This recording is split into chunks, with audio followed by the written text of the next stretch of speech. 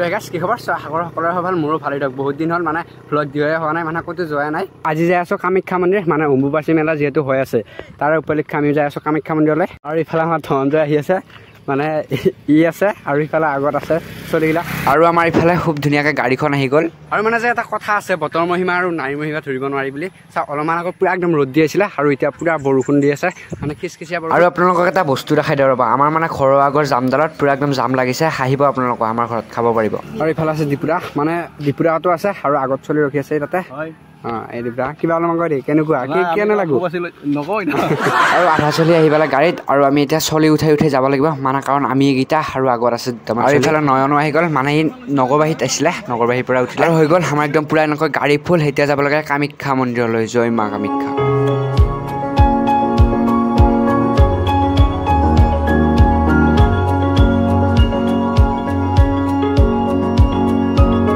আৰু আহি এঠাইত ৰখিলোঁ ৰ'ব মানে আপোনালোকে চিনি পাইছে চাগে নাৰিকলী মন্দিৰ আমাৰ ঘৰৰ পৰা 25 কিলোমিটাৰমান হ'ব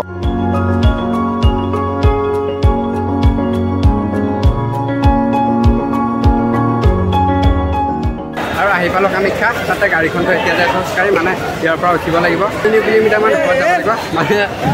ডাইৰেক্ট সঠিকটো নাজানো কিন্তু মানে এটা কৈছোঁ আৰু 3 কিলোমিটাৰ উঠিব লাগিব আৰু আজি ভিডিঅ'টোত কি দেখা পাব আপোনালোকে নাজানো কেইফালে মানুহ আগত দেখিছে সেইফালে মানুহ আৰু এনেকৈ মানুহৰ হিট ফালি হাঁহি পাই গ'ল কামাখ্যা গেট ইয়াৰ পৰাহে 3 কিলোমিটাৰ উঠিব লাগিব আৰু আগত দাদাহঁত যাই আছে মানে আমাৰ ৰূপম দাদাহঁত একবাৰ আপোনাক দেখাই দিওঁ বোলো মানে জুমটোৱে কভাৰ কৰিব নোৱাৰি ইমান মানুহ আৰু মানে আমি আধা যাওঁ আধা ৰখোঁ মানে বহুত ওপৰলৈ উঠিব লগাতো মানে একো খাই আহিব নহ'ল তলত সেইটো কাৰণে আধা যায় আধা ৰখি আৰু ইফালে আমাৰ গোটেইকেইটা লিখা আছে আৰু ইফালে আমি ইয়াতে আছোঁ আৰু এটা বস্তু দেখাই দিওঁ ৰ'ব আপোনালোকক মানে সেইজন মানুহ যে দেখিছে সেইজন মানুহে ঘৰলৈকে ভিডিঅ' কল কৰি একদম ঘৰত দেখাই আছে আৰু চাওক আপোনালোকে আমি এই তাৰ পৰা ওপৰ পাইছোঁ মানে আধাহে পাইছোঁ আৰু আধা যাব আছে মানে বহুত ওপৰলৈকে উঠিব লাগে বেছিও নহয় মানে 3 কিলোমিটাৰমান হৈ যায় আৰু যাব আছে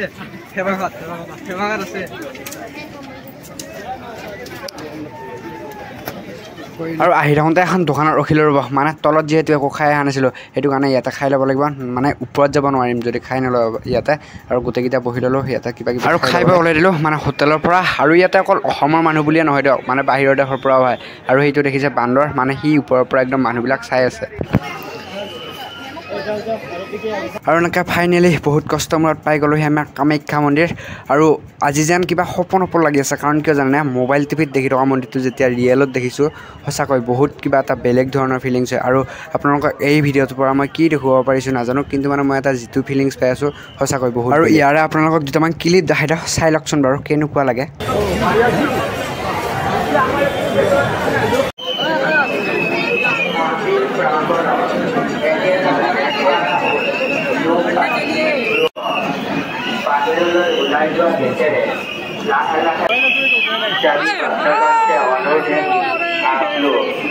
एक ही जगह में खड़ा ना होते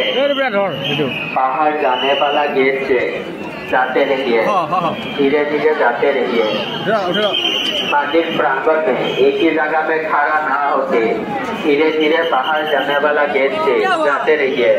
আৰু এইটোৱে আছিলে এটা যেন সৰু ভিডিঅ' মানে কি দেখুৱাব পাৰিলোঁ আপোনাৰ নাজানো আৰু যে লাষ্টত কেমেৰা দুটা ধৰিছিলে সেই দুটা মোৰ দাদাই হয় এটাৰ নাম হৈছে ৰূপম দাদা আৰু এটা হৈছে ডিপু দাদা মানে আপোনালোকে চিনিয়ে পায় বাৰু আজি আপোনালোকে ইয়াতে আহিলোঁ সেইটো মানে গুৱাহাটীৰ ভিউটো আৰু যিয়েই নহওক